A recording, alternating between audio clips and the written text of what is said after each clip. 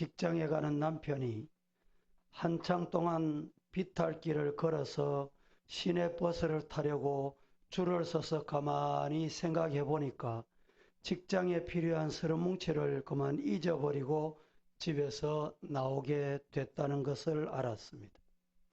다시 비탈길 뛰어 올라 집에 도달하니까 부인이 방을 잠궈 놓고 금방 어디로 갔습니다. 잠긴 문을 열어보려고 젓가락을 가져오고 칼끝으로 열어보고 숟가락으로 아무리 애를 써보았지만 열 방법이 없었습니다. 별의별 수단을 다 써보았지만 헛사였습니다. 그때 어디선가 부인이 쫓아오면서 여보 미안합니다. 당신 옷을 세탁소 맡기고 오는 길입니다. 라면서 어린애를 둥쳐 입고 달려왔습니다. 그 부인은 아무 일이 없다는 듯이 호주머니에서 열쇠를 꺼내더니 아무리 애를 써도 안 되던 자물통이 그만 철컥 열렸습니다. 남편이 그렇게 힘센 존재인 것 같았지만 열쇠를 갖지 않으니까 아내보다 아무것도 할 수 없는 존재였습니다. 우리는 문제 해결의 열쇠를 가지고 있습니다. 믿습니까? 문제 열쇠 가지고 있습니까? 기도하면 불가능한 일도 가능해집니다. 우리도 주님을 중심으로 모시고 반드시 기도하는 성도가 되기를 예수님 이름으로 축복합니다. 그 기도가 하늘나라에까지 상달되어야 합니다. 연결되어야 합니다. 저도 어릴 때 농촌에서 전기불이 없는 곳에서 살아봤습니다. 전기불이 우리나라에 처음 들어온 지 얼마 되지 않았을 때 일입니다. 시골에 사는 노인이 서울 아들집에 갔다가 밤에 전기불을 처음 보게 됐습니다. 그 밝기가 대낮과 같았습니다. 낮에 그것을 곰곰이 살펴보니 전구가 있고 소켓가 있고 전선이 전부였습니다. 시골로 돌아가는 길에 아들에게 부탁을 해서 전구를 샀습니다. 소켓도 샀습니다. 그리고 전선까지 샀습니다. 노인은 서울에서 구경한 여러 가지 일을 침이 마르도록 자랑하면서 햇볕 같은 전기불을 내가 사왔노라고 동네 사람들에게 알렸습니다. 그리고는 오늘 저녁에 어두워지면 보여줄 테니 자기 집으로 모이라는 것이었습니다. 노인은 전선을 마당에 쳤습니다. 빨랫줄에다가 연결했습니다. 저녁이 되도록 기다렸습니다. 저녁에 동네 사람들이 서울에서 사온 전기불을 구경하려고 노인집에 가득 모였습니다. 어둡기 시작하자 노인은 이제 전기불을 보여주겠다며 일어나 전등 스위치를 켰습니다. 탁 하는 소리도 서울의 소리와 똑같았습니다. 전기불이 들어오지 않습니다. 아무리 다시 틀어봐도 전기불은 들어오지 않았습니다. 왜 전기불이 들어오지 않았을까요? 여러분에게 제가 묻고 싶은데 묻지는 않겠습니다. 전선을 빨랫줄에다 연결했기 때문입니다. 전선이 여러분 어디에 연결되어야 됩니까? 발전소에 연결되어야 됩니다. 그래야 전기가 들어옵니다. 마찬가지로 우리의 기도도 하늘에까지 상달되어야 연결되어야 됩니다. 그 연결선이 예수님 십자가입니다. 우리의 기도가 땅에서만 맴돌아서는 안 된다는 의미입니다. 하나님은 기도하면 응답하시는 분이십니다. 우리 교회도 방문한 적이 있는 미국의 로스앤젤레스에 가면 바이올라 학교라는 곳이 있습니다. 이 학교에 교수요, 목사요, 또 이 교수로 알려진 이분의 간증입니다. 예수 믿게 된 간증의 내용이 이렇습니다. 친구의 인도로 바이블 캠프를 참여한 성경학교에 참석했다 이 말입니다. 예수님께서 자기 구세주여 주님이라는 사실을 깨닫고 그는 그때부터 예수 믿기로 작정을 합니다. 그는 복음을 전하는 일에 평생을 바치고 싶었습니다. 그리고 그 이후에 집에 갔습니다. 부모님께 자신의 심정을 이야기했더니 신학교 가려면 모든 인연을 끊고 집을 나가라는 것이었습니다.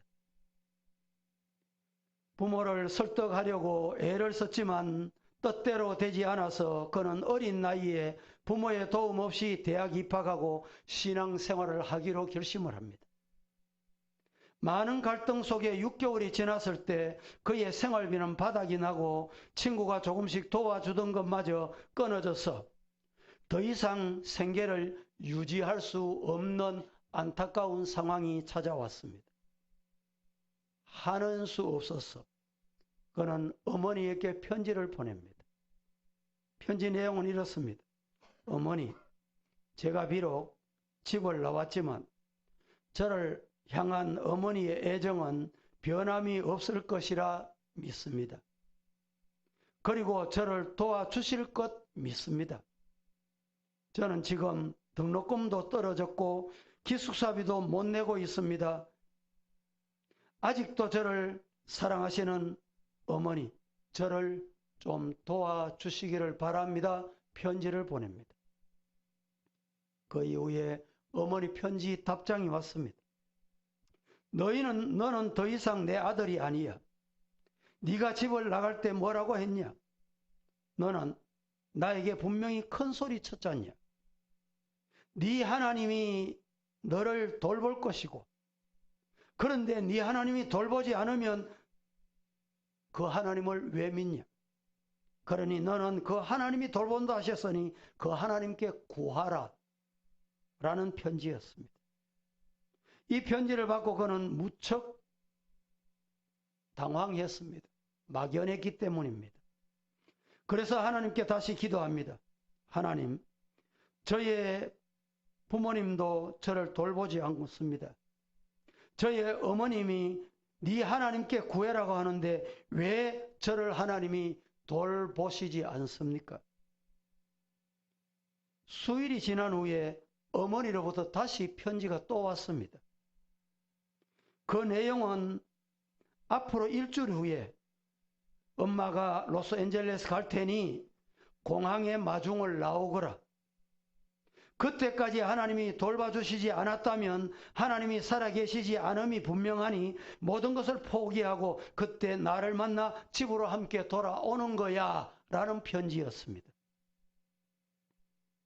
일주일이란 시한부 시간을 두고 그는 더 절박한 심정으로 하나님께 기도하게 됐다고 합니다. 그런데 하루가 지나도 아무 소식이 없고 이틀이 지나고 사흘이 지나도 엿새가 지났는데도 하나님은 응답이 없었습니다. 드디어 어머니가 오시는 아침이 되어 그래도 그날도 응답이 없습니다.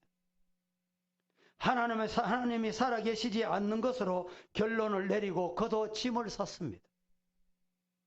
그리고 실망하여 죽 늘어진 모습으로 학교 문을 나섭니다. 그런데 학교 문을 나서는 순간 그 학교 교무과장 교수님을 만납니다. 이렇게 말합니다. 너 얼굴 표정이 왜 그래? 선생님께서 네 무슨 일이 있냐 질문을 던집니다. 그러면서 선생님은 나하고 잠시 이야기하자고 그의 손을 잡고 데려갑니다. 그의 절망적인 이야기를 그 선생님은 듣습니다. 그리고 이렇게 말합니다. 아침에 너 편지가 온 것 같던데 보지 못했냐라는 것이었습니다. 그래서 체크해보니 그는 전혀 알지 못하는 사람으로부터 천불이라는 수표가 왔습니다. 그는 말할 수 없이 기쁨과 감격 속에 그 수표를 들고 공항으로 달려갔습니다. 어머니가 내렸습니다. 그를 보자 어머니는 네 하나님이 너를 돌보냐? 라고 물어보았습니다. 그는 가만히 있자 하나님이 안 돌보신 줄 알고 집으로 가자 라는 어머니의 음성이었습니다. 그래서 그는 말합니다. 어머니, 보십시오. 저는 어머니에게 600불만 도와달라고 말씀을 드렸습니다. 그런데 하나님은 400불을 더 보태서 1000불을 주셨습니다. 그의 어머니는 화가 난 모습으로 다시 비행기를 타고 집으로 돌아갔다고 합니다. 얼마 후 어머니로부터 편지가 왔습니다. 사랑하는 나의 아들아, 네가 믿는 그 하나님을 어떻게 하면 믿을 수 있냐? 내게 가르쳐 다오. 아멘이십니까? 그로 인하여 그의 온 가족이, 그를 핍박하던 가족들이 예수께 돌아와 구원 얻게 됐고 그가 그 학교 바이올라 대학 교수가 되게 됐다는 것입니다. 오늘 본문은 이렇게 말합니다. 3절 말씀에 사람들이 종일 나더러 하는 말이 네 하나님이 어디 있노? 네 하나님이 어디 있느냐? 이렇게 말하니 내 눈물이 주야로 밥 먹듯이 음식이 됐습니다. 성도 여러분, 혹시 예수 믿는 것 때문에 조롱당해 보셨습니까? 이 기도하면 되는데 왜? 라는 소리 들어보셨습니까?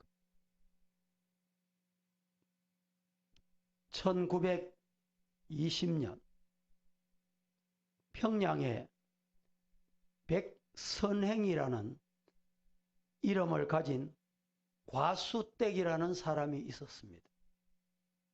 그녀는 7살 때 아버지가 세상을 떠납니다. 14살에 결혼을 합니다. 2년 만에 남편이 세상을 떠납니다. 어린 나이에 과부가 됐다는 말이죠. 주위에서는 그녀를 모두 불쌍하게 여겼고 특별히 교회에서 관심을 가지고 돌보며 전도하여서 신실한 크리스찬이 됐습니다. 그녀는 열심히 신앙생활을 하는 중 은혜를 받아서 일평생 예수님의 말씀대로 살기로 결심하게 됐습니다. 그리고 늘 이렇게 기도했답니다. 내 나이 아직 어린데 홀로 아들을 키우려면 제 자신부터 예수님 말씀대로 사는 길밖에 없습니다. 그러니 제발 예수님의 말씀대로 살 수 있도록 하나님 도와주옵소서. 그녀는 밤낮으로 삭바느질을 하며 시댁을 돕고 아들을 신앙으로 양육했습니다. 바느질을 하는 동안 성경 말씀을 외우고 그냥 바느질 하는 게 아니고, 저희 어머니도 제가 어릴 때, 여러분들 중에도 홀치기 알죠? 홀치기. 홀치기 해본 분 있죠? 우리 어머니도 교회에서 생활비가 안 되니까 홀치기를 하신 적이 있어요. 이걸 하시면서 입에 늘 중얼거려. 뭘 하셨겠어요? 하나님 앞에 기도하고 성경 말씀을 외우신 거예요. 바느질을 하는 동안 성경 말씀을 외우고 즐겁게 찬송을 부르며 자신에게 바느질을 맡긴 사람에게도 감사하고 축복하며 정성을 다해서 일해 주었습니다.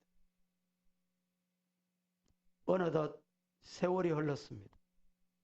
시어머니가 돌아가시고 아들은 장성한 청년이 됐습니다.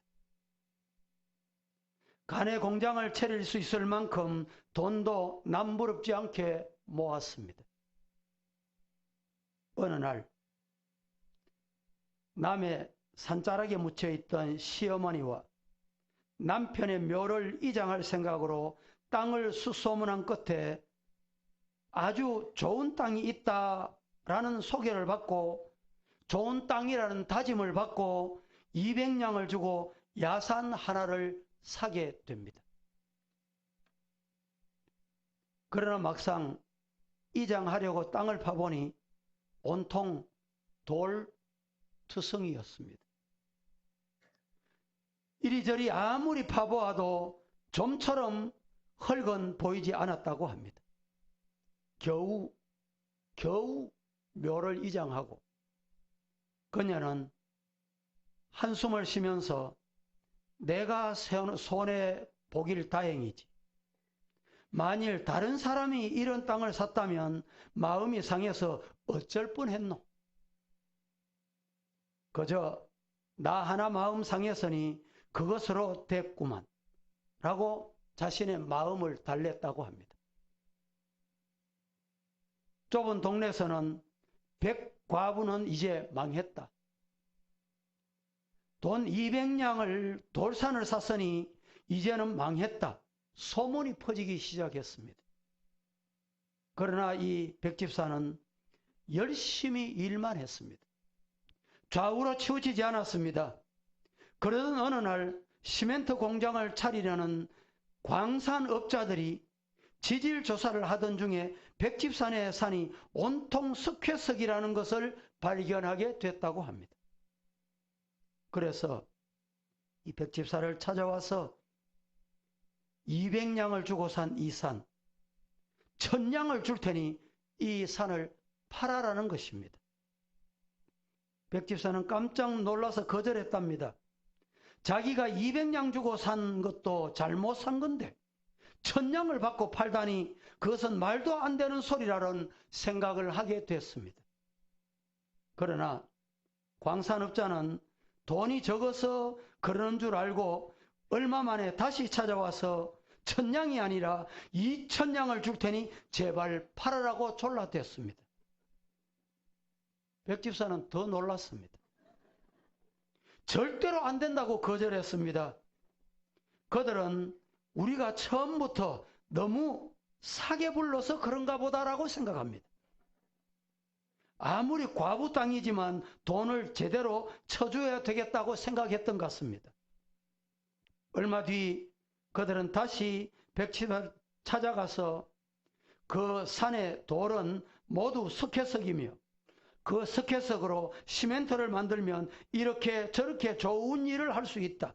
나라 경제를 위해서 좋은 일이다. 상세히 설명을 해주며 제대로 땅값을 쳐주겠다며 20,000냥을 주겠다는 것입니다.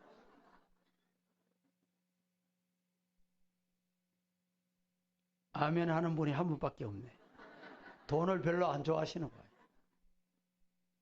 그제서야 백집사는 그들의 의도를 이해하고 20,000냥을 받고 팔았습니다. 그녀는 그 돈으로 자신의 등 따시고 배부른 행동을 하지 않고 교회 건축하는 일에 헌신을 하고 동네 앞에 다리가 없어 징검다리를 건너는 다리를 낳고 선교사님을 도우는 일을 앞장섰다고 합니다. 전 재산을 가난한 사람과 사회 단체에 기부하고 재단 법인을 그녀는 만들게 됐습니다. 이런 선한 일로 인해서 나라에서는 표창을 주기로 했지만 끝까지 그녀는 표창을 거절했다고 합니다.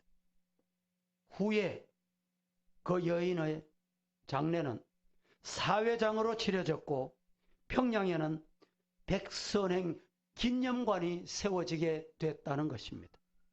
지금 제가 말씀드린 이 내용은 여러분들이 백선행 인터넷만 치면 스마트폰에서도 이 사람의 연역과 모습이 다 소개되어 있습니다.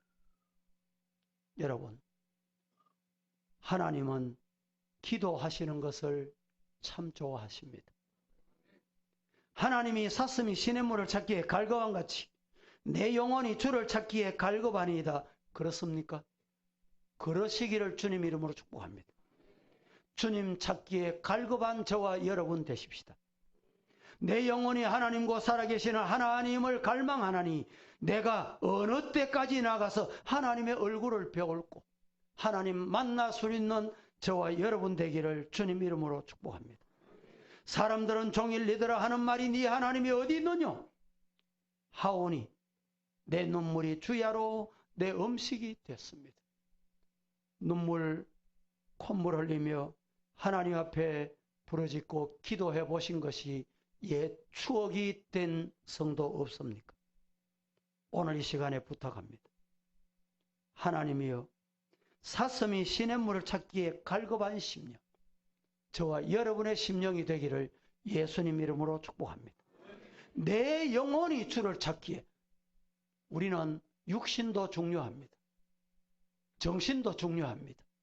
그러나 그 중에 중요한 것 중에 중요한 것이 뭡니까? 영혼이 중요합니다. 맑은 영혼, 깨끗한 영혼, 주님 찾는 영혼, 저와 여러분의 영혼이 갈구한 심령으로 주님 찾기를 주님 이름으로 축복합니다.